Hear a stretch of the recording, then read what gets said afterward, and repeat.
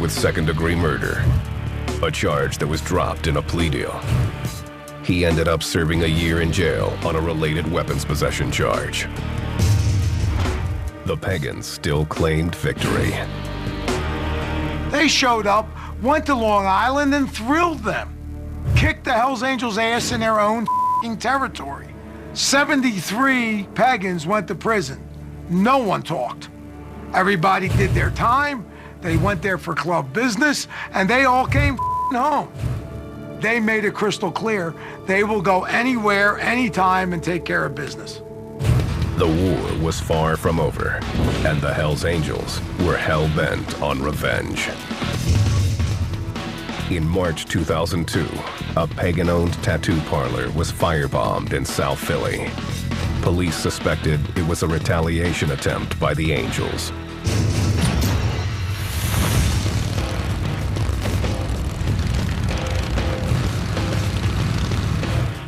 The Hells Angels continue to make their presence known in Philly. There were a lot of rumors that they were opening a clubhouse, and then bam, it was there. They had a few parties and things like that. The Pagans took it as the ultimate disrespect. Well, the Pagans did exactly what the Pagans were supposed to do. Start shooting them, killing them.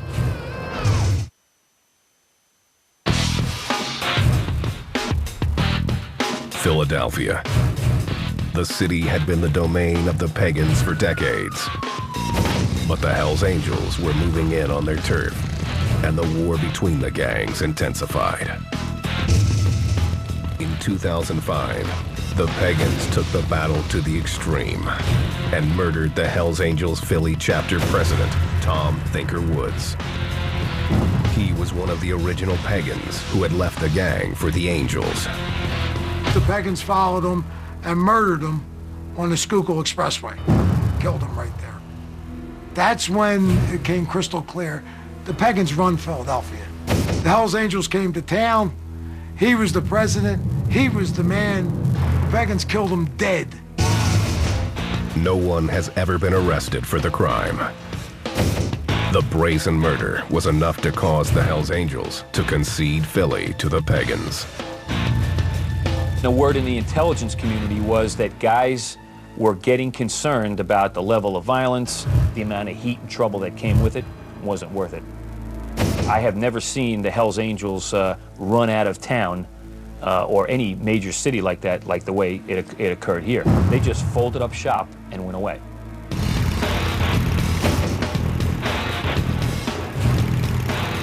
The Pagans have remained unchanged for most of their existence. Violence continues to be their trademark. Just seeing some horrible beatings. You see somebody get hit in the head multiple times with axe handles, and they just never gonna look the same. Unlike the Angels, the Pagans never went for size. Their secret nature keeps them underneath the radar of law enforcement. Today, the Pagans are rebuilding, trying to recruit new members to replace those lost in the battle with the Angels. The Pagans have, over the last 10 years, been in trouble. Other organizations are banging on the door of the Pagans to be as dominant, the Mongols, the Warlocks. I don't see them relinquishing that, not to other rival gangs no time soon. They'll stay and they'll fight to the end. I don't see them turning tail and running. The Pagans have also tried to clean up their image. Jimmy D says it's a cynical ploy. Now, they want to do good. They want to go ride in the front of the pack and go do Toys for Tots at Children's Hospital. What a bunch of bull. We're one percenters. We're outside the law. We're not do-gooders. A great deal of my friends are either in prison for life or dead, building the name of the Pagans being bad guys. If the Pagans stay secretive, Jimmy D sees plenty of opportunity to build up business and recruit new members. especially while authorities are occupied with more pressing concerns. The government is spending so much money on Homeland Security. After 9/11, they've given the motorcycle groups a green light. Now's the time to do it. All the money's donated to 9/11 and Homeland Security, and the fellas are running wild. If this took place during my era, I'd be a multi-gazillionaire. Jimmy D was put on the gang's hit list and says he's done with the Pagans. I washed my hands with the club. I couldn't even look at them when they did that to me. Denny also felt betrayed by the club. I got home from jail and stayed away from the law. It says that I'm not allowed to have contact with anybody for the rest of whatever, so I'll stick with that. So it's by my own choice, you know, I just walked away. He says the way it ended still bothers him. You build up this thing that's it is what it is, and then a couple of rats gnaw the balls off it, and sure, it's gonna kill you. You know, it's gotta screw with your mind somehow.